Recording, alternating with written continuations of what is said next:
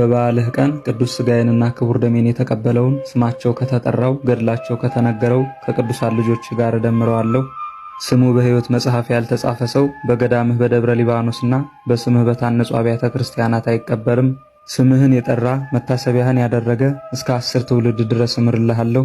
መታሰቢያህን ማድረግ ያልቻለ ድሃ ሰው በስምህ ያዘነውን ቢያጽናና የታመመውን ቢጠይቅ መታሰቢያህን የሚያደርጉ ሰዎችን በሥራ ቢያግዝ ለመንግሥተ ሰማያት አበቃዋለሁ ብሎ ጌታችን ቃል የገባላቸው ለ29 ዓመታት የጸለዩባት የደብረ አስቦ ዋሻ እስከ ዓለም ፍጻሜ ድረስ ስታነባ የምትኖርና የእንባቸው ምሳሌ የሆነውን ጠበላቸውን የጠጣውንና የተጠመቀበትን ከሁሉም አይነት በሽታ የሚፈውሱ ከአጋንንት እስራት የሚያላቅቁ እንደ ሐዋርያት ከጌታችን የጵጵስና ሥልጣንን የተቀበሉ በሀገራችን በኢትዮጵያ አጋንንትን እያሳደዱ ድውያንን እየፈወሱ ወንጌልን የሰበኩ 6 ክንፍ ተሰጥቷቸው ከ24ቱ ካህናተ ሰማይ ጋር የሥላሴን ዙፋን ያጠኑ ስማቸው በእግዚአብሔር ፊት የሰለጠነ ሐዲስ ሐዋርያ ኢትዮጵያዊ ሱራፊ አቡነ ቅዱስ ተክለ ሃይማኖት ዛሬ መጋቢት 24 ቀን የተጸነሱበት ዓመታዊ የመታሰቢያ በዓላቸው ነው።